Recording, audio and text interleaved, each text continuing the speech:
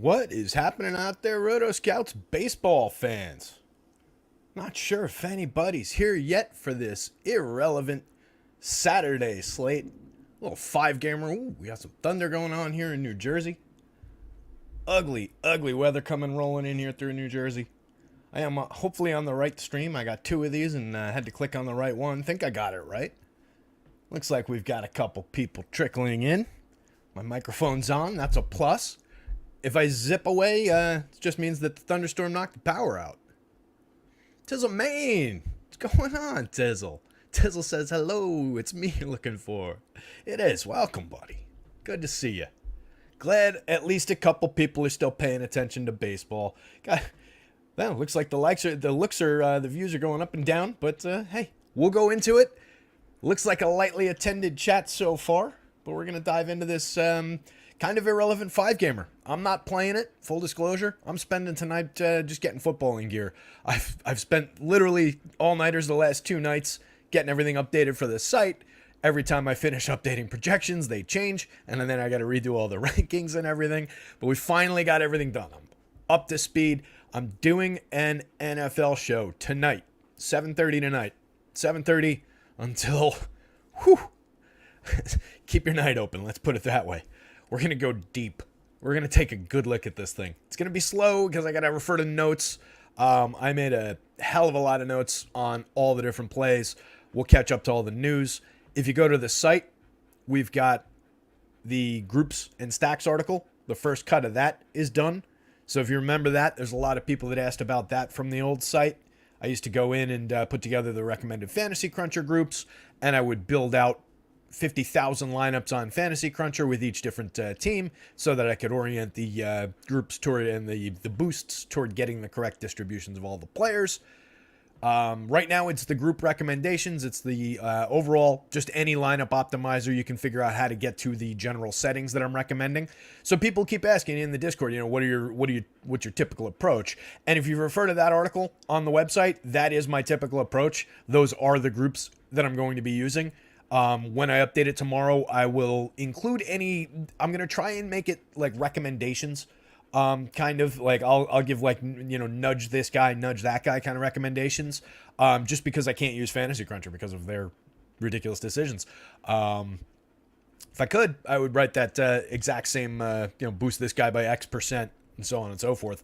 I'll be doing that anyway. I'll be building out that pool of 50,000 lineups in, on the other optimizer that I'm using. But again, those settings work for everything. But the point is, tons and tons of content going on for football up on the site. All the rankings articles are updated.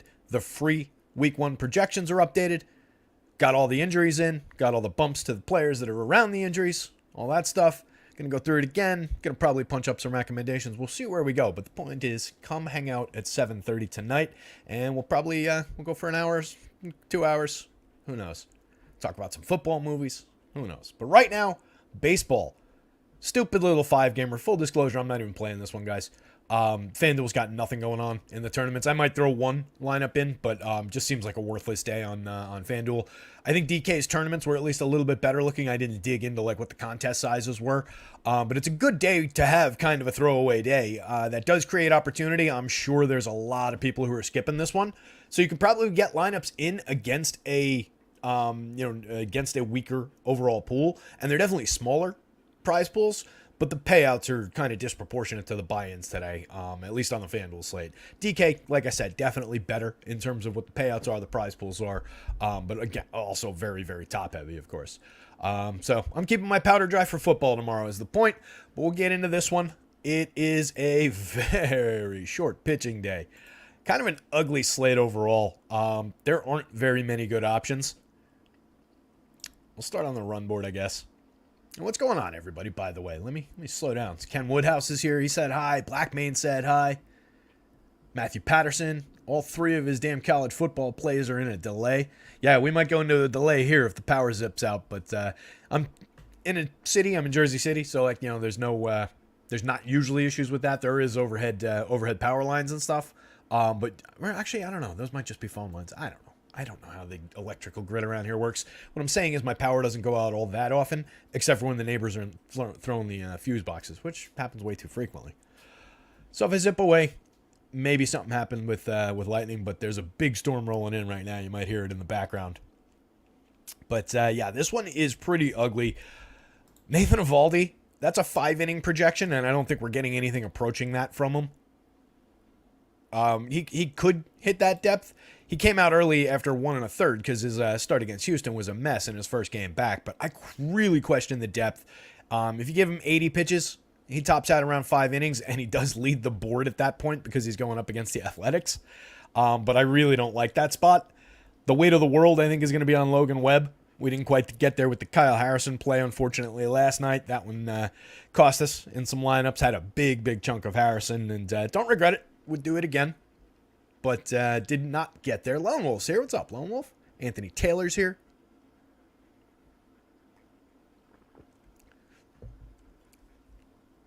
Coach Prime won again. That'd be fun if he makes a run. Just to rub it in. Lucas Giolito, second start with Cleveland. First one was a disaster. We'll get into some of Giolito's current run. Going up against the team that traded for him and then dumped him. That's interesting. Christian Javier, kind of a down season overall, facing the Padres. At least the price is right. Seth Lugo, kind of a medium quality guy overall, facing the Astros. Tyler Anderson, Johan Oviedo. I've got 3 guys on the board for the Athletics. Sean Newcomb is taking the ball at the top of the game. Kyle Muller was the originally listed starter, and Mason Miller was also in the pool that came down from the Fangraphs thing, so I figured I'd give them 3 innings each. I don't think any one of them appears for more than 3 innings. Miller's back, but he's pitching out of the pen. Newcomb got called up a few weeks ago. I didn't even know he was back in baseball. Hasn't gone more than 3 innings. Kyle Muller would be the one to get the most realistic depth, but I just figured divide it up evenly. And Kyle Muller's not been good in the show and was not projecting well when I was giving him 5 innings. So take that for what it's worth. Dylan Dodd has been terrible in the majors and at AAA, going up against the Pirates, who are projecting very well against him. This is kind of, in a lot of ways, a one-pitcher slate.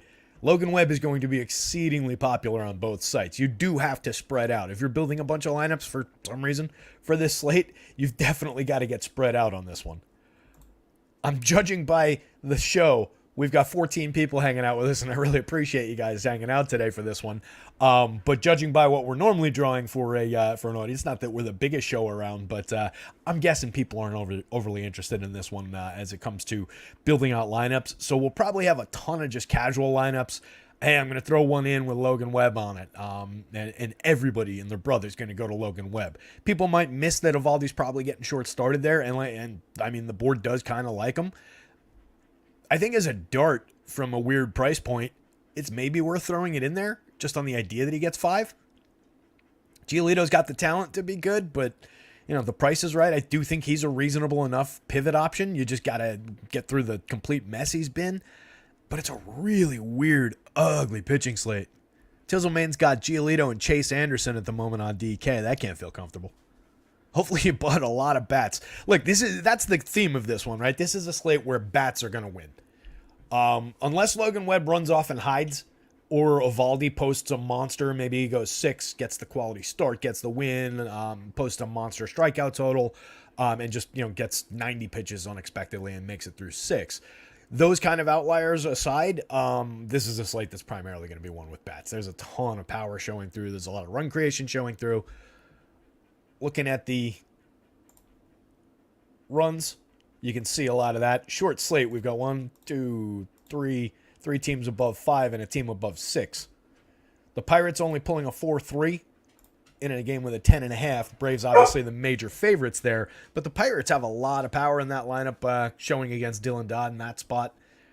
We obviously like the Rangers, the Astros, the Braves, who I was just mentioning in that game. And then this late one's kind of interesting with the 9.5 run total, 4.5 for the Angels and 5+ on the Guardian side of things. So just a day to spread out on bats. I think you can get very concentrated and just take the obvious pitchers if you want.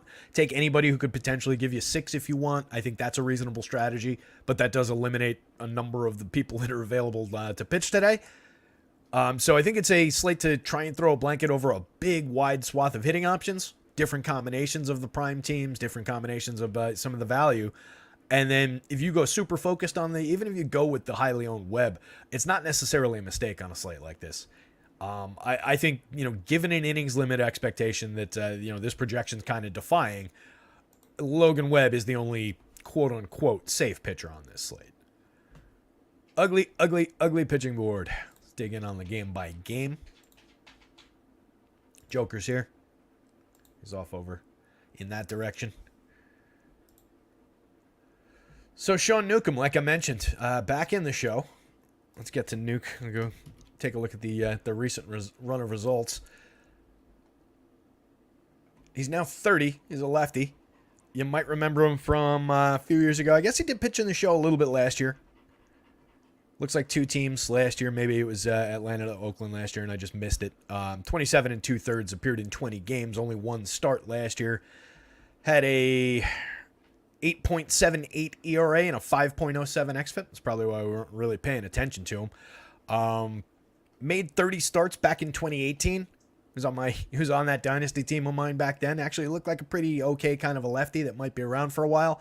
Fell apart after that. Has not pitched more than 68 innings that he threw in 2019. There was the messy 2020 year, but has not been very much of anything in the show. Career 4.46 ERA and a 4.55 xFIP.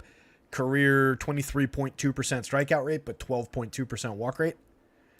As I said before, this year in the show, since he got called back up on the 23rd, hasn't thrown more than 2 1/3 innings. That's what he did in the last time out. That was on the 4th against Toronto. He's been okay. Handful of strikeouts in the short appearances. But assuming we're not getting him for more than 3, he doesn't project well with a 3-inning projection at all.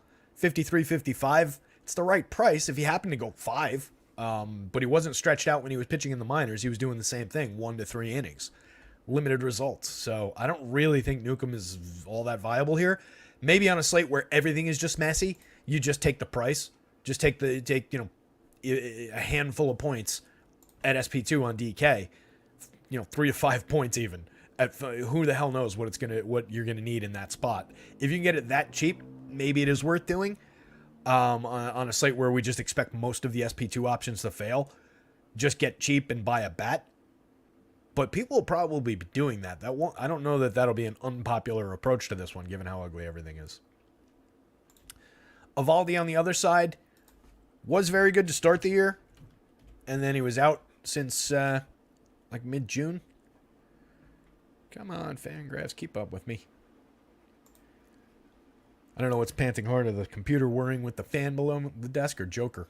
He's sitting here like... It is warm in here again. Just nothing that this air conditioner can do to keep up, unfortunately. So Evaldi was out. It was July. It was July 18th that he went out. Came back on the 5th against Houston. Went an inning and a third. Faced 10 hitters. Gave up 4 earned runs, 2 home runs. Struck out 1. Walked 1. Not a great outing. 5 total hits to 10 hitters.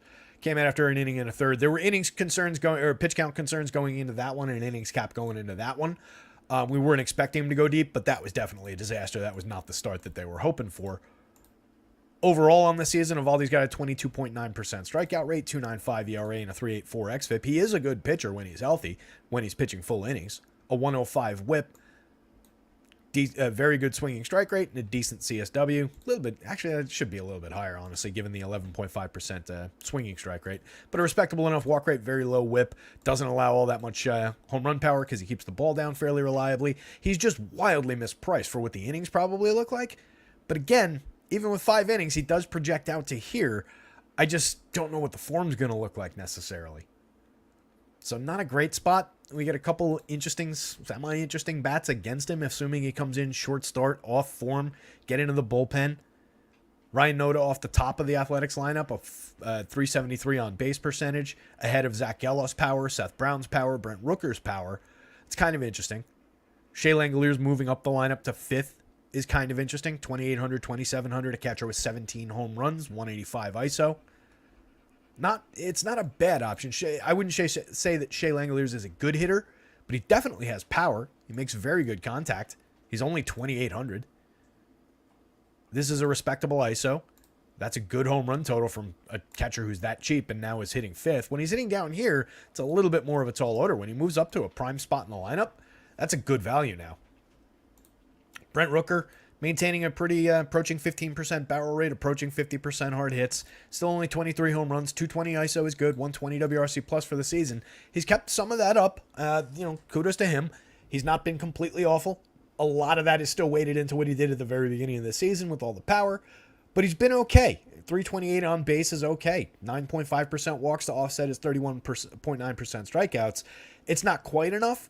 And he's just flawed because of how much he just swings and misses in plate appearances, too. He just wastes swings a lot of the time when he needs to connect more. And that would deliver more of his power. And then he'd be a more regular home run hitter. So there's failures within even the okay-looking stats. But he's certainly playable in this spot against a limited version of Eovaldi. So I like Brent Rooker in stacks of athletics. Seth Brown, 3,000, 2,600. Prime value, 13 home runs and 322 plate appearances, a 192 ISO. Only 89 WRC plus, doesn't get on base at all, but an interesting left-handed power bat. Geloff is 5,000 on DK, only 3,400 on FanDuel. The pricing's cooled a little bit. 10 home runs, 10 stolen bases, a 136 WRC plus, and 209 plate appearances. The production's calmed down a little bit. He came roaring out of the gate. Lawrence Butler, 2,000, 2,100. Interesting enough, lefty bat in 71 plate appearances, a 15.1% barrel rate, 41.5% hard hits. I'll take that. 4 home runs, a 203 ISO. I don't care about any of the rest of this. Just give me a little bit of lefty pop for the dead minimum on the DK slate. Kevin Smith, Tony Kemp, Nick Allen, all very low-end mix-ins. Everybody well below average. The high point there is 20% worse than average for Tony Kemp, over 381 just lousy plate appearances. At least he's not hitting leadoff. That's what they were doing for a while. But yeah, 3 pretty bad options to round off the stack. So it's really 1 through 6. Those are your priorities, and it's basically any combination of these guys is not bad here. Now, Eovaldi could come out, take the top off this lineup, even if he only goes 3. If he goes 4, you're probably losing these guys twice, which does have a very limiting impact. So part of this is they do have to get to Eovaldi, but they're showing okay power here. He doesn't give up a ton of home runs, but there's some barrels. There's definitely some hard hits that play well with this lineup. If they manage to take advantage of the fact that he doesn't throw enough combined strikes, like I said, the walks aren't bad, but that's not, it's not microscopic either. It's not one of these Mariners pitchers. So I think Eovaldi's gettable here. Top of the Rangers lineup, we don't have that kid at the bottom of the lineup today to offset the pricing like we were talking about. I don't know whether or not that came through. I forgot to check that kid to see what he did. I know the Dodgers came through. The Dodgers that we talked about as part of that stack. That whole thing came through, I think. But I didn't check what the winning lineup combinations with that one were. Bottom of the lineup today with Austin Hedges. Not quite the best option. You do have Mitch Garver in the lineup as a secondary catcher hitting cleanup today. Only 4,200 where you need catchers. Only 3,500 where you don't. 16 home runs. He's just a good hitter, right? On FanDuel, we just don't care what position he plays. Pretend he's their first baseman. Pretend that he plays third base. It doesn't matter. Stick him in the utility spot. You can put Nathaniel Lowe in your lineup or not. But 16 home runs, 282, 375, 537 with a 256 ISO, creating runs 48% better than average in 262 plate appearances. That's just a really good hitter. 15.4% barrels, 46.9% hard hits. Hitting behind Marcus Semien, Corey Seager, and Robbie Grossman. Not exactly great there. No Adolis Garcia again today. Grossman hitting third for 3,000, 2,500. At least it's an offset to the pricing. Little piece of value up at the top of the lineup. He does have 8 home runs on the season, but only a 92 WRC plus. Limited contact. Okay at taking a walk. 11.5% walks. 321 on base is all right. Not great. 2 stars at the top of the lineup with Semien and Seager. You can use these other guys in the lineup. Everybody else in the lineup basically is cheap at this point. So you can definitely make some combinations with at least these guys right here. I would include Leody Taveras in that. These 4 guys combine really well with these top 2 guys now to offset these prices. So like if you went like those 2, Garver, let's just straight line it. That brings it down. So the cost of playing Semien and Seager, each one is below 5,000 if you average that down by making that 5-man stack. That's not bad. 49.60 is the average. I know you can't pay 60, but you get it. So call it 5,000. Yeah, obviously it averages up technically the price for these guys, but they're arguably cheap. They've all been productive. 48% of the average WRC plus for those 3 players this year is 126. So 26% better than average. We're not going up by more than 26%, are we? Probably not. Maybe it is. I don't know. I'm not doing the math, but whatever. You get my point. Those are good group of productive hitters to pair with their two stars, and it helps pay for these guys. 17.8% barrels for Corey Seager, 54.8% hard hits. Super duper star at shortstop. Semien gets on base at a 350 clip ahead of him when he's not hitting for his own power. Steals 14 bases, creates runs 21% better than average. Lowe's productive for his cheap price, 41.3% hard hits. Good strikeout, good walk rate, 15 home runs, 122 WRC+. Duran plays 3 positions on FanDuel. Josh H. Smith does too, but Duran's the much better player.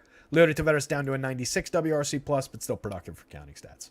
So, Rangers bats, Athletics bats. I'm not sure if you can play either of these pitchers. Unless we get confirmation of all these got upside to the 5 innings, which I think he does. I mean, across town, they've got him in the 80s. That's what I was giving him. It's just not great. So I don't love the spot for Eovaldi. I'm uncomfortable with Eovaldi at the price for what I think he's going to do. But this is a 5, again, to reiterate, that's a 5-inning projection. If you are just throwing darts on this terrible pitching slate, he's definitely in play. But be aware of what it is. He's probably got no ceiling beyond 5 innings. So he needs to rack up some strikeouts and pitch clean over those 5. Probably better on DK, where you only need the win, not the quality start. But the quality start options are Logan Webb and basically nobody else today. Let's move on from this one. Said it about this entire slate. Padres, Astros. Christian Javier. Better last time out. Struck out 8, one of his better games of the season. Allowed a home run, 4 hits, 3 earned runs, and 6 to the Yankees. But that was an improvement overall. Messy couple of starts against Boston. He's been low strikeout all season, oddly, this year. 21.7% strikeouts. Stuff not working nearly as effectively. We took a look a couple weeks ago at the individual pitches, and everything was just down a little bit in odd directions, and it was just equal to kind of a mess on the mound for most of the season. 8.7% walks, 21.7% strikeouts. Down pretty hard from the guy who put up 33.2% strikeouts last year. Did walk hitters last year at a similar clip, but only had a .95 whip last year. This year, 1.28. So he's just putting way more guys on. 4.65 ERA and a 5.37 xFIP compared to a 2.54 and a 3.53 last year. Not inducing as many swinging strikes, down 2.7 percentage points. That's a lot. Down 4 points in CSW. That's a lot. Up 3 points in barrels. Up a mile an hour and change in exit velocity. Up about a percentage point in home runs, this is a crucial percentage point. This is a very good home run, or a pretty good home run rate. This is approaching a pretty bad one. Vulnerable to power this year, not striking out as many hitters. He's absolutely on the board. He's probably the second best option today. Probably the second most talented pitcher. You get him for $8,000, you get him for $8,800, so at least the price is right for the struggles. He's facing a pretty decent Padres lineup that projects fairly well against him. You've got 1, 2, 3 guys in there in the over the magic number for home run power. You've got Ha-Seong Kim in the top of the lineup. Hey, our pal Jerickson Profar is back on the Padres. Who knew? I didn't notice that. Good for him. Can't get away from this guy. Jerickson Profar hitting 7th for 2,200. 472 plate appearances, 236, 316, 364 with a 71 WRC plus, 8 home runs and 1 stolen base. Monster season. Matthew Batten down toward the bottom of the Padres lineup. Trent Grisham Trent Grisham's had kind of an odd season. 13 home runs, 14 steals is great. 93 WRC plus. You don't really need him to be that far above average or even above average at all for run creation from the bottom. He does have a really good 13.1% barrel rate that leads the team over 504 plate appearances, so it's a very real number. 41.5% hard hits is pretty good. Strikes out 29%, but does walk 12.7%. It keeps him afloat. He'd be a lot worse if he didn't draw those walks. He's an okay option at the bottom of the lineup for cheap. 2,825. He's a mix-in that you can use if you want to skip Kim for whatever reason. If you need an outfielder for cheap instead of an infielder ahead of these guys, you could potentially get Trent Grisham really cheap, kind of sneaky, and put him ahead of the stars. He's functional. He's not good. Luis Campusano's pretty good down here. 2,900, 2,500. 302, 339, 474 so far. 24% better than average creating runs in 124 plate appearances. Still really cheap, too, for the production. 2,900 where you need catchers. That's a really good price for what he's done so far. 5 home runs on the board, 172 ISO. 2,500, I think he's playable on the FanDuel slate. Pretend he's their first baseman. They don't have one in the lineup. The core of 4 stars here. Xander got his 17th last night, 14 home runs, up to a 112 WRC plus. All these guys, Xander, Trey Turner, Carlos Correa hit another home run the other day after we talked about still liking his power upside. All these guys are kind of coming around. Trey Turner basically is starting to look like Trey Turner again. Bogey's still down 20-ish points in the batting average department. Still not the greatest for him on base percentage, probably 20, 30 points there. Down from 377 to 340 this year, down from 307 to 271 in terms of the front end of the triple slash. The WRC plus isn't as good, 134 to 112, but this is an above average player, 12% better than average, 17 home runs, 14 steals. As a shortstop who only costs you $3,000 on FanDuel, $4,800 on the DK slate with known upside to Xander Bogaerts' usual quality, that's a ridiculously good play. Really, really aggressively underpriced on FanDuel. Manny Machado has 26 home runs this year, 200 ISO. He's also down in the front end of his triple slash, but still hitting for power, 112 WRC plus, still creating runs. Still Manny Machado, and he's also cheap for him. Relative to the entire slate, these aren't the cheapest prices on the board, but they're also not the most expensive. Prime option at third base over the magic number in the home run model, 45.1% hard hits. Tatis and Soto, I made Soto the home run pick of the day. 5,600, 3,600. He's discounted compared to Tatis. 11.40 in the home run model. Tatis is 12.6 today. He's leading 28 home runs to 23. Pretty much better across the board, but two amazingly good players at the top of the lineup. I just prefer getting Soto when he's cheaper. It's just that easy. 55.3% hard hits for him, 50.5% for Tatis. 12% barrels and 12.5% barrels. I mean, we're nitpicking between which one's better. Tatis does steal more bases, but Soto's got 8 this year. Not nothing. Gets on at a 398 clip, so he certainly sees more opportunities. Ha-Seong Kim at the top, good for counting stats, 17 homers, 34 steals, reliable for correlated scoring with a 364 on base, 22% better than average creating runs. This is a day for offense, and I think this is a team to get some from. Top of the lineup is good. Luis Campusano is a very good catcher option on this slate. Bottom of the lineup with Profar and Grisham kind of mix-ins. I greatly prefer Grisham between those two, especially because he correlates directly back to the top of the lineup in the second, third, and fourth times through the batting order. Matthew Batten hiding down there, second and third base, 2,600 on DK is pretty flexible, pretty good. 2,200 on the third base on FanDuel. 2 home runs on the board, 122 WRC plus in his 63 plate appearances. What was he doing before they called him up? I know we've looked at him before, but I slipped my mind. A lot of names floating through the old noggin over the past 2 days. 12 home runs, 27 stolen bases, and 413 plate appearances. A 80 WRC plus, though, at AAA this year. That's an odd combination of numbers. 235, 341, 399. How the hell did he pull that off? Walked 13.3%, struck out 24%. Could this number be wrong? This looks like a much more productive player than that WRC plus would indicate. That's really weird. 235, 341, so he's got a good on-base percentage, a very good walk rate. Strikes out a decent amount, but had 12 home runs, 27 steals. Gets on at a very respectable clip. Had scored 71 runs, driven in 50. I can't do the math in my head, but that feels like a better than 80 WRC plus to me. Anyway, so far in the show, 122, seemingly continuing what he was doing in AAA. He's only striking out at a 14.3% clip in the show, compared to 24% at AAA. Small sample size, but he's been all right. Astro side of things, we get obvious stars. We've got Seth Lugo on the other side, another at least respectable piece of this slate. You can't tell me that on a slate like this that Seth Lugo couldn't go out there and put up the best pitching performance even against the Astros. It's not a good spot. I don't feel comfortable saying that. On basically any other slate this year, this would be almost a discard option. He doesn't project well. Low 20s, 9,500. He is not even priced well on FanDuel. 86 on DK puts him easily on the board. He's also very much on the board on the FanDuel slate, don't get me wrong.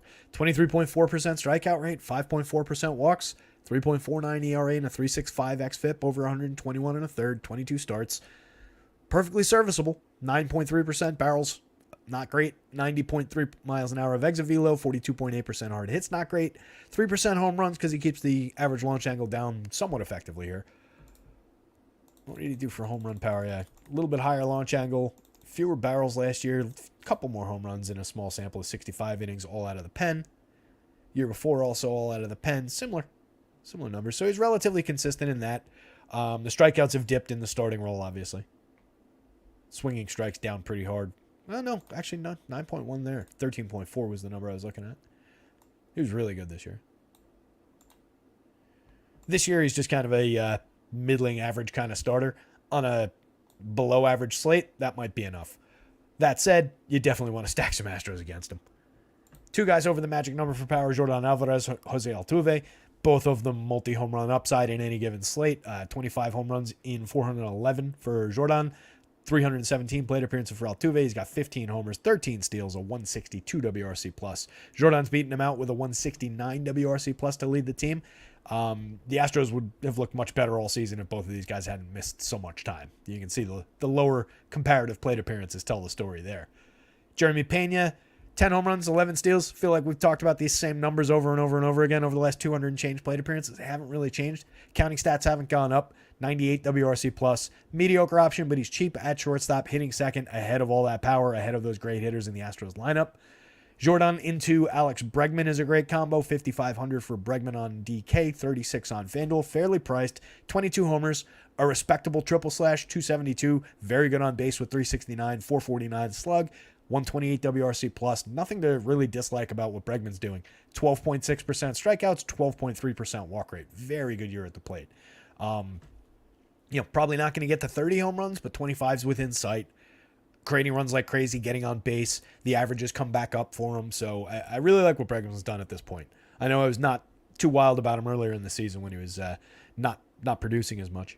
Kyle Tucker, great year for Tucker from the left side. 5,900, 3,500, 288, 373, 504. 38% better than average creating runs. 26 homers, 26 steals. Let me pull the chat back up. I haven't been paying attention to you guys. Trey says, that's an important note. Trey says, I don't know if the bat is right, but they have 95.5 on Evaldi pitch count for what it's worth. That's very high comparative to what I've seen anywhere else. Let me Google and see if there's any kind of note. Pitch count Saturday. See what we get. Any beat reporters speculating? No. Frustrated Evaldi rocked by Altuve, Astros in return. These are from last week. Let's see if Twitter's got anything.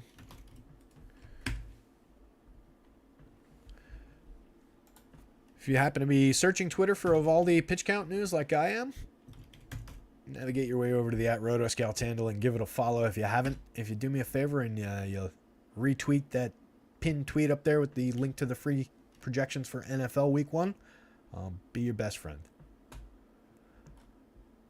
This is all latest. Bear with me while I'm looking at this, guys. I really don't see much.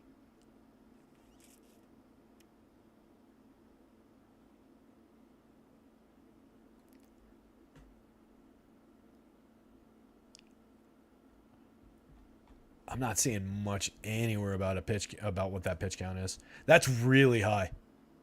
That 95.5 makes me uncomfortable. If we knew he was getting that would be fire away. Great spot. Excellent opportunity. Keep an eye out if it goes up or if it gets announced somewhere. That becomes a very, very good play. It's one of the best matchups in all of baseball. Scott doesn't understand. I really don't understand that one either. Scott, assuming you're talking about that pitch count total. Matt Patterson's waiting out some 3 hours for a game to start up again. Yeesh. That's a pretty hefty total there on the Purdue money line. Good luck, pal. Hope that one comes through. Obi-Wan, BFF. Trey McKelly singing the People Let Me Tell You About My Best Friend song. Going down the Astros lineup, Jose Abreu kind of rescued his season a little bit, up to 14 home runs, 82 WRC plus. It's not good, but it's better than it looked. He looked like he was going to be out of the league, and at least he'll be around for a little while longer. Michael Brantley back in the lineup, 316, 300, 684, 154 WRC plus, 2 homers in 20 plate appearances. Doing Michael Brantley things so far. 52.6% hard hit rate, 0% barrel rate. 45.1% with a 6% barrel rate last year. Forget how many plate appearances that was. He'd have been regarded as one of the not I shouldn't say one of the best, but a much more highly regarded than he's been throughout his career if he just managed to stay on the field. Last year, 277 plate appearances. He was very good across the board. Great on base percentage. Good average. Low home run output. More of a line drive hitter, but an excellent run creator. 311, 362, 437 2 years ago in a full 508 plate appearances. Needs to stay on the field. 4,200, 3,000. Very cheap in the Astros outfield. Mauricio Dubon in the lineup. 3,100, 2,500. At least you get him at 3 positions on the FanDuel slate. 9 homers, 7 steals. DK was nice enough to stick him in the outfield where it's not a positional conflict. If you want to happen to go to him, you can just put him in the outfield, not have to worry about second base or shortstop. That said, he's not that much different than Jeremy Pena. 9 home runs, 7 steals, a better triple slash, or a better front end of the triple slash anyway. Lower run creation. Martin Maldonado, go cash those cheapo home runs from the bottom of the lineup. 186, 254, 339, 62 WRC plus, but 13 homers. That's what Martin Maldonado does. 2,400, 2,300. Most of these home runs were ludicrously low owned. Not that he's a good option, but he's there. So it's bats on both sides. Forget how this ranked out on the stacks board. Let me grab that. There's too many new files in here. I don't know where anything is anymore. Everything used to just be in one spot, so it was just like muscle memory, click into these things, and now I've got all these football files that are new and strange. Texas ranked 5th. Houston ranked 6th. That doesn't help at all. Houston drawing more power. Let's give it to Houston. Although, no, that's on the back of... No, I'm going Padres, because the Padres have 3 guys over the magic number and 4 stars. And the Astros have 2 guys over the magic number and 4.5 stars.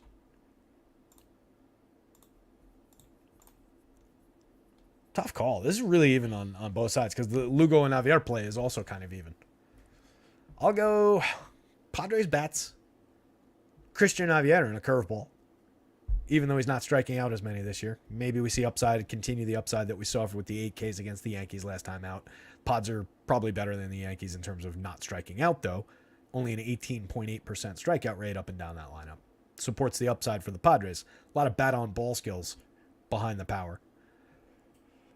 So, Padres bats, Javier. Astros bats, Lugo.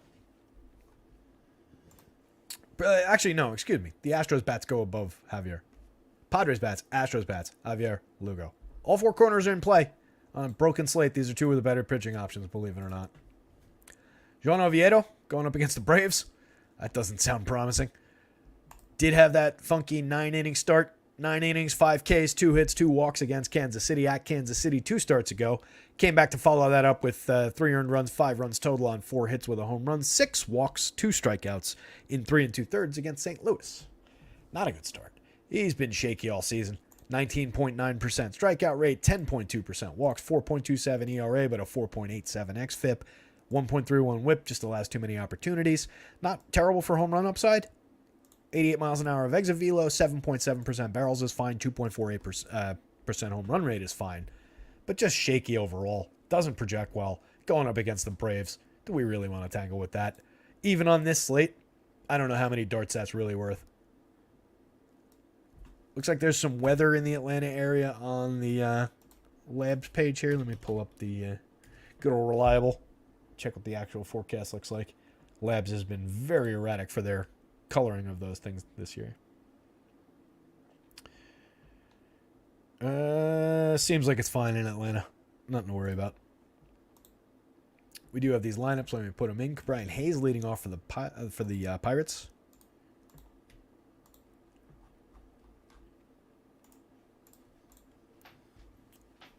Surprise of all surprises, Ronald Acuna Jr. leading off for the Atlanta Braves. Who knew? Every single day this season. Unbelievable. What a ridiculous year. Can't stop talking about Acuna this year. 334, 414, 585 off the top of the lineup. Plays every single day. 650 plate appearances. 6,900 worth it. 4,900. He's basically priced at Coors Field pricing. Worth it. Just totally worth it against Joan Oviedo. 9.10 in the home run model just because he's been somewhat good at keeping the ball in the yard this year. And these guys are kind of just pushing that. They're still pushing the magic number. Ozzie Albies, 7.97. Austin Riley, 8.53. Matt Olson, over the magic number. He's got 47 long balls on the year, 325 ISO. Makes outrageous contact, 17.3% barrels, 57.2% hard hits, 14.4% walks, only 24.2% strikeouts. For all that power, given the fact that he walks this much, he crushes that strikeout rate for value. One of the best power bats, full stop, in all of baseball. 6,400, you're paying a big price for him on DK. 42, a little bit more reasonable on the FanDuel slate.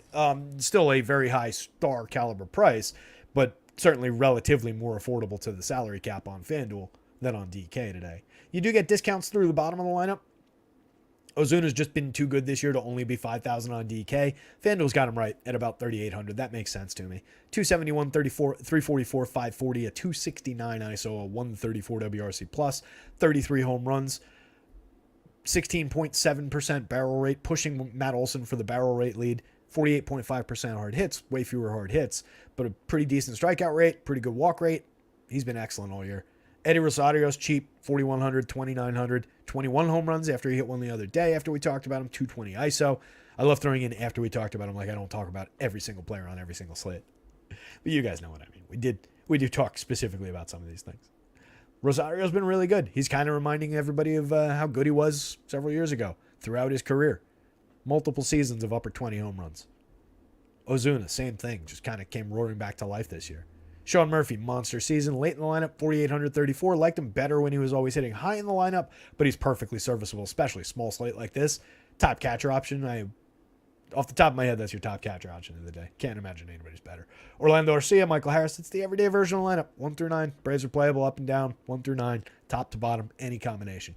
The Pirates are drawing good projections against Dylan Dodd because Dylan Dodd, in 24 1/3 in the show this year, 5 starts, 10.5% strikeouts. That's not good. 6.32 xFIP under his 7.4 ERA. That's not good. Almost a matching home run percentage. 7.02% home runs so far. That's not good at all. 15.1% barrels, 45.2% hard hits, 92 miles an hour, 92.5 miles an hour of exit velocity allowed. Not good. He's supposed to be good, according to like prospect profiles, traditional scouting metrics and stuff. 13 starts at AAA this year, 6.55 ERA, a 5.28 xFIP, 18.5% strikeouts, 9.1% walks, 1.77 home run per 9 at AAA. 25 years old at AAA. He should be pitching better than that at AAA. He's not looking good right now. Some power coming through the model in the home run model for the Pirates. Jared Chiolo sitting in a 0. That's more realistically like a 1, but not much power there. Ji-Hwan Bae, not much power. 2 home runs on the season. A low mark in the home run model. Everybody else drawing at least somewhat respectable ones. The Endy number is probably a little bit low, but he hasn't really delivered that much in 142 plate appearances yet. Only a 122 ISO, kind of weak contact, 2 home runs, down to a 67 WRC plus, but a very playable mid lineup catcher bat for 3,200, 2,400, and a kid that they expect to hit at this level. Sawinski down hitting 7th. Like it better when he's hitting up in the top of the lineup. They dropped him because it's a lefty on the mound and he doesn't get much of his power at all against lefties. When this was 2 home runs fewer, it was one of his 21 home runs, I think, or 22 home runs. I don't know if one of these recent ones has come same-handed, but he's been really weak same-handed.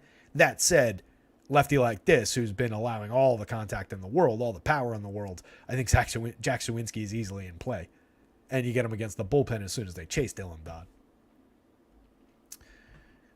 Connor Joe, 3,300, 2,700, 10 home runs, 104 WRC plus. Does better against lefties. Brian Reynolds, both sides of the plate, 4,800, 3,500. Price is kind of course corrected on DK a little bit, down to 4,800, 19 homers, 11 steals. It's kind of caught up to who he is this year rather than who he's been in years past, where he's been a little bit more productive than this. Better hitter in years past, but still very, very playable here. Miguel Andujar, kind of sneaky in the cleanup spot, 2,700, 2,300. Multi-position on FanDuel, outfield on DK. 3 home runs in only 447 plate appearances, a 244 ISO. Got jerked around kind of by the Yankees, moved up and down when they needed him, but kind of just let them stranded, let them to play through his arbitration years and everything in the AAA, or play out their rights to him in AAA, and now he's kicked around a little bit, but he's hit for power in the major leagues in the past. So a believable enough option there, 7.51 in the home run model. In recent years, there hasn't been a lot of opportunity. 6 home runs and 162 plate appearances 2 years ago. How long ago was the good year at this point? 2017, I think. Let's see. 2018. In 2018 with the Yanks, his only full year in the show, 606 plate appearances. Full year. Looked like the third baseman of the future. 27 home runs. 297, 328, 527. 129 WRC plus with a 230 ISO. Only struck out 16% of the time. 4.1% walk rate. That's an awesome season from a 23-year-old third baseman. Why he didn't stay on the team, he couldn't play that much defense at third base. Eventually Josh Donaldson came into the picture, and obviously when you can get Josh Donaldson and chase away a 23-year-old who produced that season, which was better than anything Josh Donaldson's done in years, you have to make that call. That was one of their worst ones. Would have liked to have seen this kid in a bigger sample, see what he could do. That said, in the minors, only a moderate amount of plate appearances through the 2019 and 2020 season. Obviously, 2020 was a mess for everybody. 162 in the show and 297 in the show in AAA in 2022. Hit 13 AAA home runs and 297 plate appearances in 2022. 113 WRC plus, a 202 ISO. Only struck out 11.8% of the time. I firmly believe that Miguel Andujar is a major league hitter. He's 28 now. It's not too late. You can get a couple good years in still. Hopefully it works out. I'd love to see. Honestly, it would be great for the Pirates to accidentally uncover a gem like that and have him turn into, give him 4 good years or something. That would be a fun little boost to this young Pirates team. Nice little building block for them. For us, it's a nice little building block for lineups if you're stacking Pirates, if nothing else. And that was way more than anybody else is going to talk about Miguel Andujar today. Leo Peguero, 3,400, 2,600, second and short on both sites. 6 home runs, 4 steals. Decent output, not great, but okay for the price. It's perfectly fine. Believable power upside, 6.66, mark of the beast in the home run model. Why not take a few shots? I do think the Pirates are very playable and very stackable on this slate. Priorities 1 through 7. These two guys are kind of mix-ins. Sawinski, got to be wary that he's not good against lefties, but again, there's lefties and then there's just terrible lefties. Dylan Dodd's been a terrible lefty so far. I would not play Dylan Dodd. Well, on such a broken slate, I guess you can take a few shots at 56 as an SP2 on DK, just in that sense of like whoever that was that I was talking about before of, I don't care if it turns, Sean Newcomb, I don't care if it turns into 3 to 5 points. I just need the price and I'll buy a bat that makes up the difference between any of these other starters. So give me a couple of points. I guess it's somewhat in play, but he has been awful at this level. He's been awful at AAA. Greatly prefer the Pirates side. Braves bats, obviously. Pirates bats. John Oviedo, Dylan Dodd. But the pitching is atrocious. No lineups for the Rocks and the Giants. This one doesn't start till 9:05. Last game comes up 2 minutes later at 9:07. No lineups for that one either. Chase Anderson, Logan Webb, unless anything's changed. Logan Webb with a bullet, the most obvious, safest, quote-unquote, safest, baseball safest pitcher of the day. 9,500, 9,800. He's even fairly priced. That's kind of low for his talent overall and his depth. One of the better pitchers for depth in all of baseball. 29 starts, 187 innings this year, 23.3% strikeouts, only a 3.8% walk rate. Usually keeps home runs in the yard, 1.7 degree average launch angle. I think he gave one up when we talked about him last time out. But overall for the season, 2.70% home run rate on 7.6% barrels, 1.7 degree average launch is pretty spectacular for limiting power.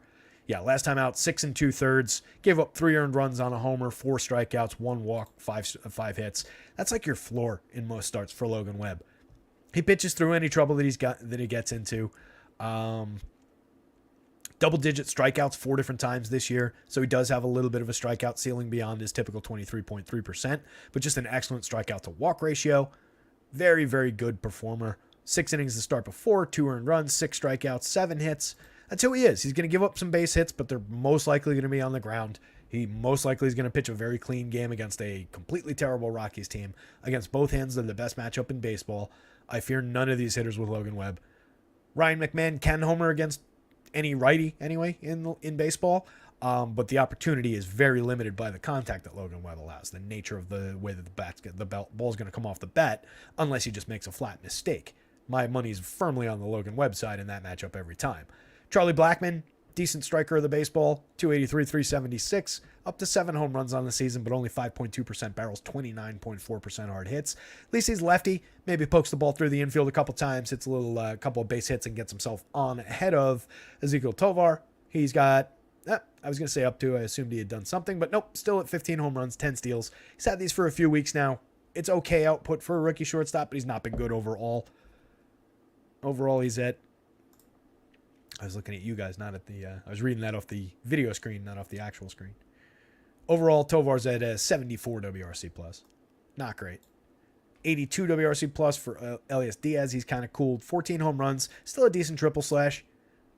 Medium contact for 3,700, 2,700. He's at least on the board he's playing catcher today at that price on DK. Let's put it that way. Essentially anybody that you can say that about is on the board at least somewhat. Nolan Jones, my favorite hitter on this team, 4,400, 3,300. Decent power from the left side, 3.14 in the home run model. 15 on the season with 13 stolen bases to go with it and only 327 plate appearances. Looking forward to seeing what he does going forward with a full season next year. Should have had it this year. Brendan Rodgers, 3,000, 2,400. Good price. Hasn't homered yet this year, but mid-teens the last couple of years. Elehuris Montero, 6 homers this year in 224. Only a 65 WRC plus. Projectable minor league power. Hunter Goodman, 314, 359, 514 with a 200 ISO. Continues to hit the ball fairly well in his 39 plate appearances. Yet to homer, but 34 home runs across AA and AAA this year. Brenton Doyle, 8 homers, 17 steals, but a 34 WRC plus over 355. Pretty weak from the bottom. 2,500, 24, at least he's cheap. Not a great matchup for the Rockies. Very low priority stack. Out of every team on the board, they're probably the lowest priority. They'll be contrarian at least. And again, small slate, you want to throw a blanket over a ton of different offensive options. They're cheap. They're easy enough to get to, but it's just not a good opportunity. Odds are, even if they connect, it's going to be limited base hits. They're going to have to string runs together. There's a couple small samples in here. Even with the small samples, the on-base average is 314 across the lineup. Not great. Average WRC plus is 81 from a team where we're just saying we need sequencing and run creation. Not a great option. Giants side looks a little bit better against Chase Anderson here. 3 guys over the magic number for power in the middle of the lineup with Yaz, Wilmer Flores, Jock Peterson. 2 of their big lefty bats. I also like Lamont Wade off the top of the lineup. Only 3,400, 2,600 now. He's definitely cooled since his really strong start to the season. Still a 14.8% walk rate. Still making double-digit barrel rate, 10.2% barrels. 14 home runs on the season, a 369 on base. The home run pace was better earlier in the season. The on-base percentage was better earlier in the season. But still correlates well with the power guys, with the 3 guys that are above the magic number, and he's closing in on it himself. So that's a good option for a very fair price at first base on both sides. Yaz, very good contact from the left side. 13 home runs, 309 plate appearances, a 216 ISO. Wilmer having the best season on the team, 393 plate appearances. He's got 22 home runs, a 250 ISO, 143 WRC plus. Good option there. 3 positions on FanDuel. 2,800 is too low for a guy that plays 3 positions and has done this season and has hit for realistic power in years past. 19 home runs in 602 last year, 103 WRC plus. This has been his best year, don't get me wrong, but that's low for what he was last year, especially when you give him 3 positions, especially on a slate like this one. Wilmer Flores is a bargain. Only plays first base on FanDuel on DK. Positional conflict with Lamont Wade makes him a little bit less valuable for both of those guys, but at least there's some price flexibility with 2 guys that are more correlated scoring plays with these guys. So I don't mind that much. Jock Peterson, 12.6% barrels, 51.7% hard hits, 12 homers, a 114 WRC plus. Mitch Haniger, 5 home runs on the season, a 74 WRC plus, kind of weak, but 39 home runs 2 years ago, still making very good contact when he connects. 27.7% strikeouts so far, 184 plate appearances, 5.4% walks. Not great, not consistent, but definitely realistic power. 26 on FanDuel is too cheap, 39 on DK is too cheap. Blake Sable, another guy with an 11.3% barrel rate, making pretty decent contact.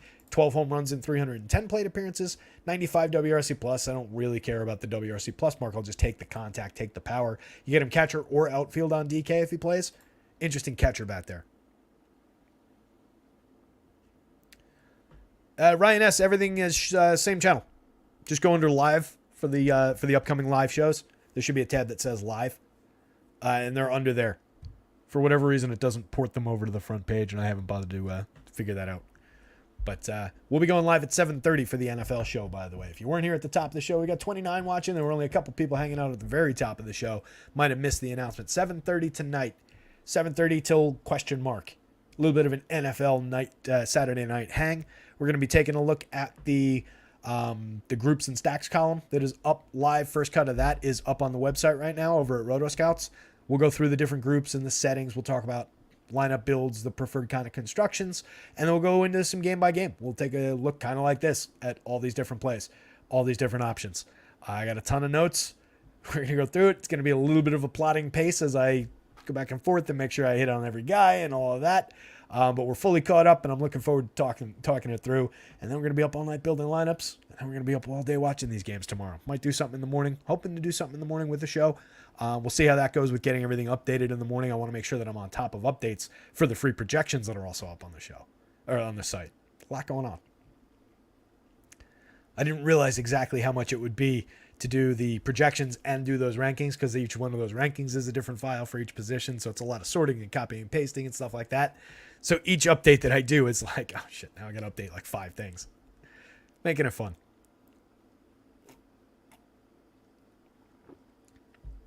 Ryan S., let me know if you didn't find it. There's also a link up on the Twitter handle, at rotoscouts Twitter handle, and I dropped it in our Discord.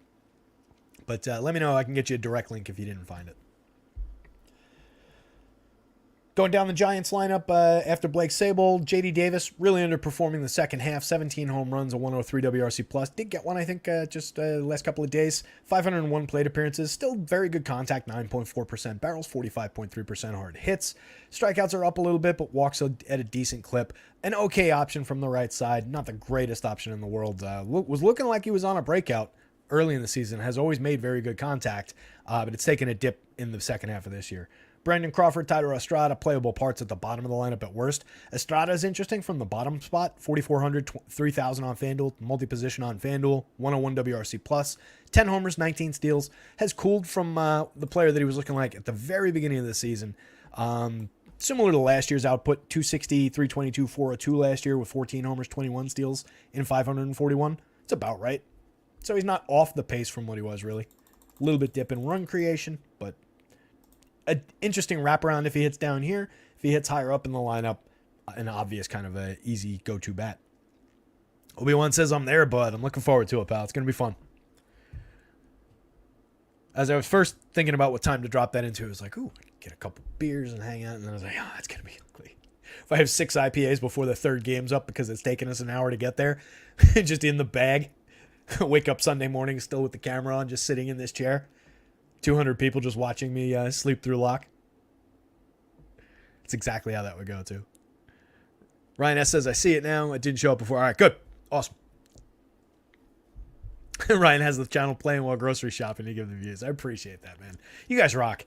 Just coming out to support it, especially stupid baseball slate like this that I'm not playing it. I hope you guys go out there and crush it if you are playing it. I might throw one lineup in, but it won't be beyond that. Just, one lineup on a lark maybe.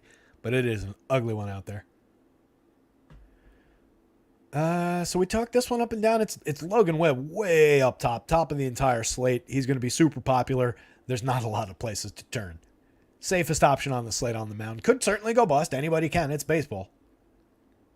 A handful of times a year, even a Logan Webb's going to go bust. But one of the safer overall pitchers, full stop, in baseball. And in this matchup, enough said. Chase Anderson, not so much on the other side. 16.5% strikeouts, a 5.98 ERA, a 5.39 xFIP. Puts way too many guys on base. Gives up a ton of premium contact. Well, actually, I'll take that back. 31.1% hard hits is not that bad at all. 87 miles an hour of exit velo is not that bad at all.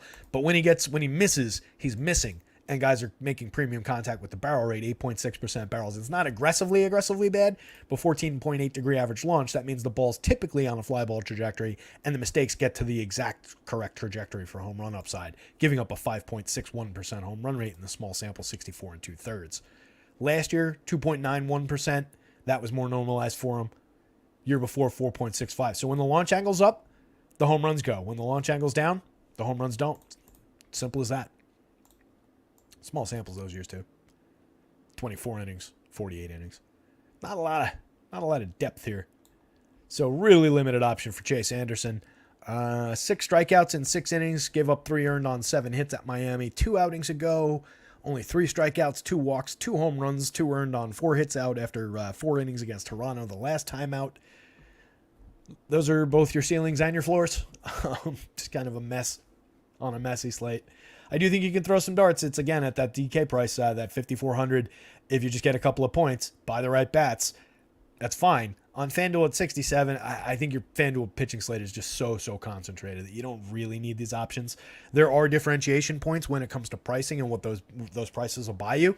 To a lesser extent, it is a similar situation of I'll just take whatever I get. But on FanDuel, there's a point at which you just need more pitching points. And if Logan Webb or let's say Evaldi gets the 90 pitches or whatever, those guys run off and play, then there is a little bit. Not very good. So Logan Webb way up top, Giants bats, Rockies bats, Chase Anderson way down bottom. Rockies not entirely out of play, but the worst stack on the board. That includes the Guardians. Guardians at least have a few guys with multi-position, a lot of cheap pricing, both sites.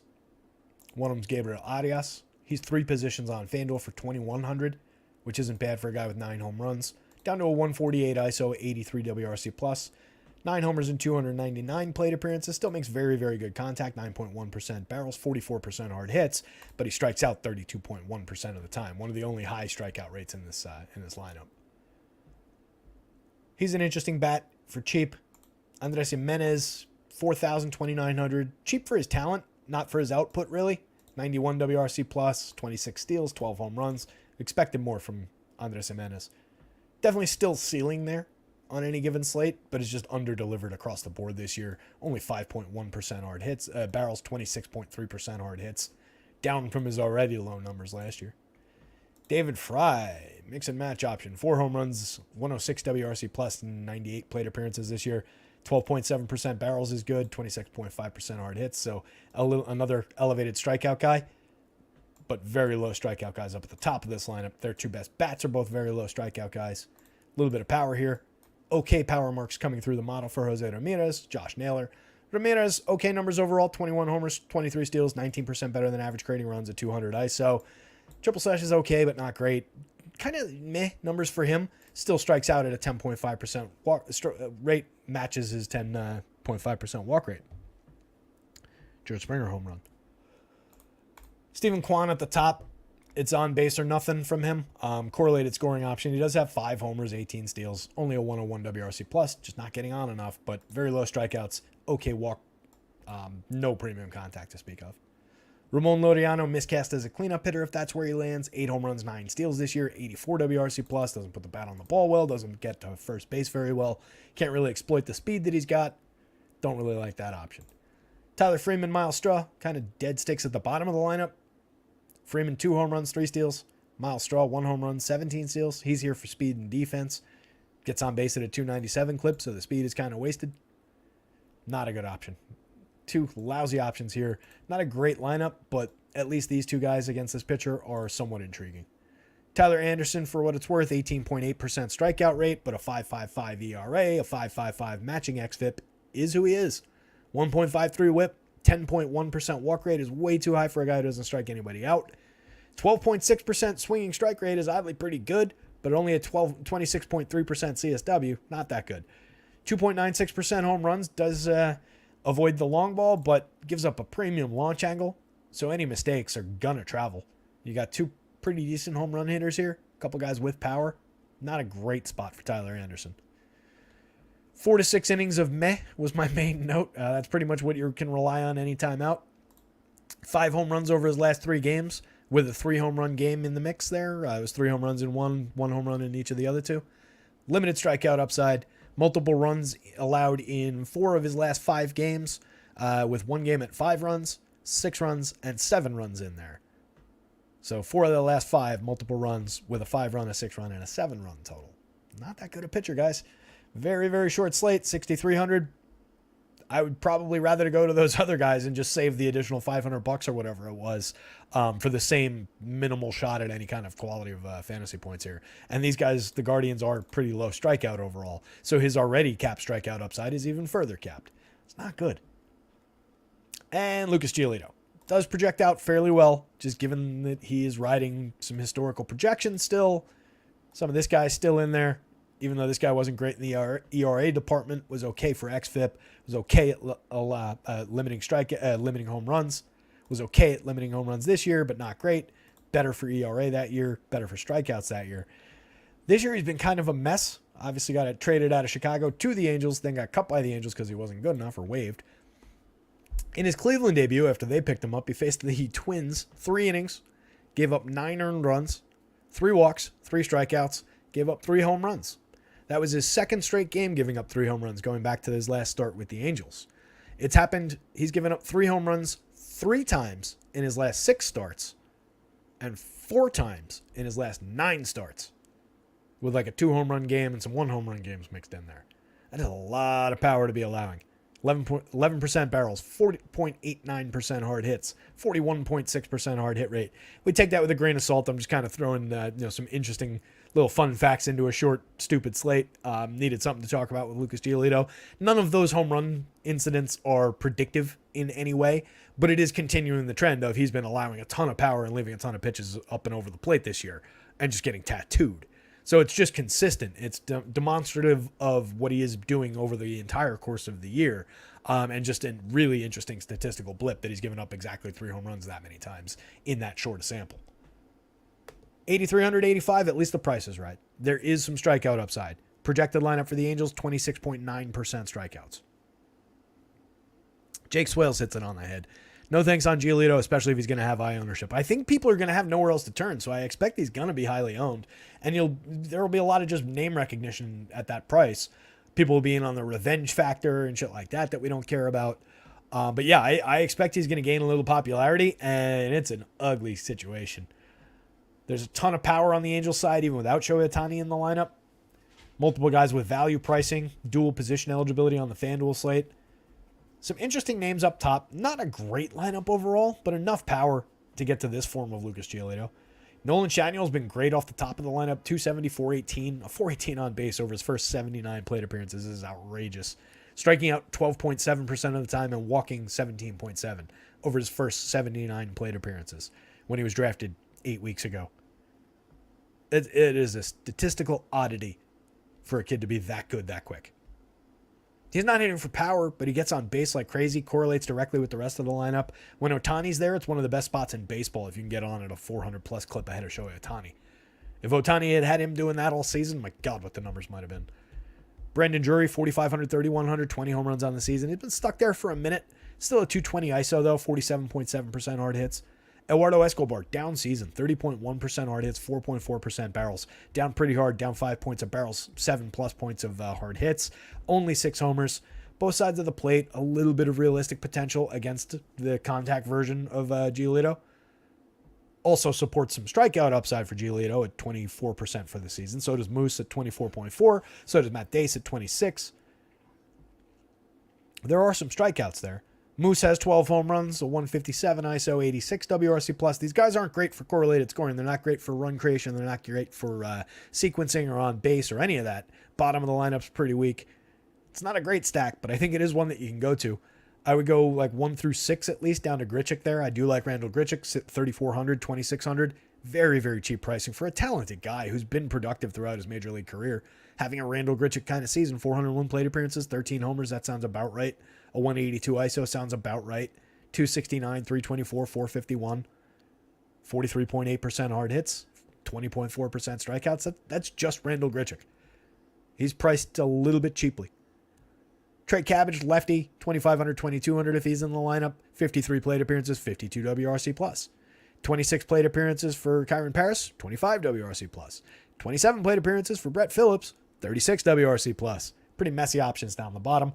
Phillips, not disinteresting at the dead minimum on both sides. Lefty bat, once upon a time, was somewhat highly regarded for like mid-range power, mid-range speed type of a guy. Way post-type prospect, never really landed in the show, but maybe capable of doing something sneaky. On a slate like this, I think you embrace those kind of options. Same story with Trey Cabbage for that matter. 1 home run, 1 stolen base so far. You embrace those kind of options. Good.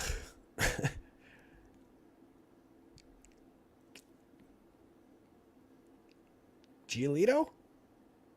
Question mark? Guardians bats? Maybe? Giolito, Guardians bats? Angels bats? Anderson? Probably. None of it's good. None of it's comfy. Giolito's potentially the second best starter on the slate. He's also potentially the worst starter on the slate.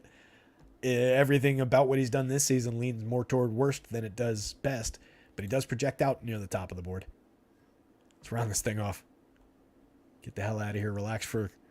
Gonna take like... it's still before 5:30. Good. I was shooting for 5:30 at worst.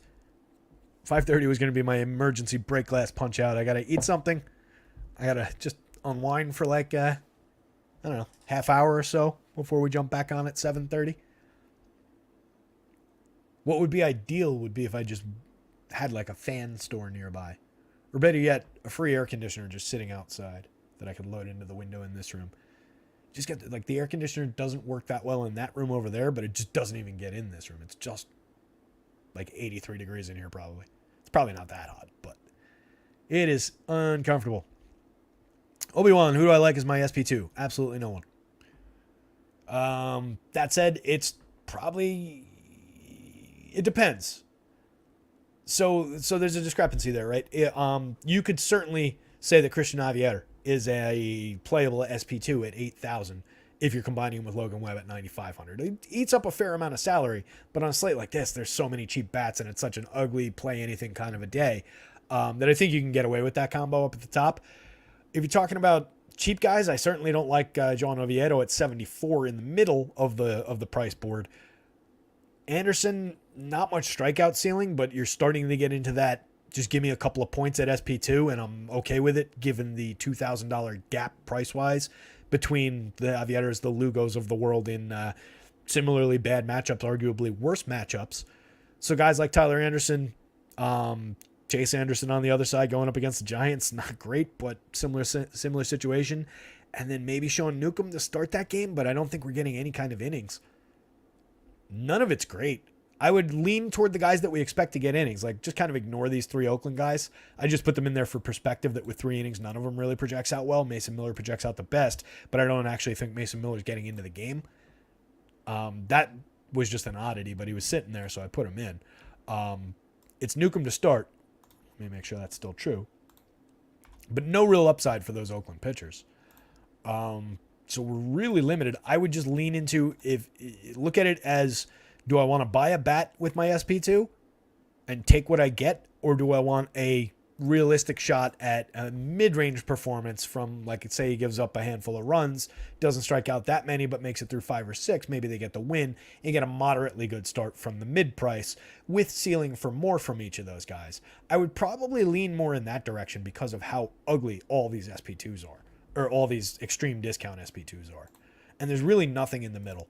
Like, ignore Miller, like I said.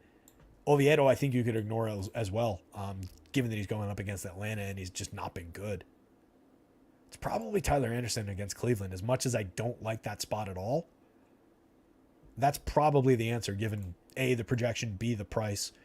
But again, like I said when I was talking about that, I can't be convinced that saving another $900, $1,000 wouldn't maybe be worth a few darts by the exact same token. It's not like there's a lot of daylight between there and, well, there is, but... If Newcomb got 4 innings, he could strike out a couple, but he's probably going to get tattooed. It's the Rangers, let's be honest.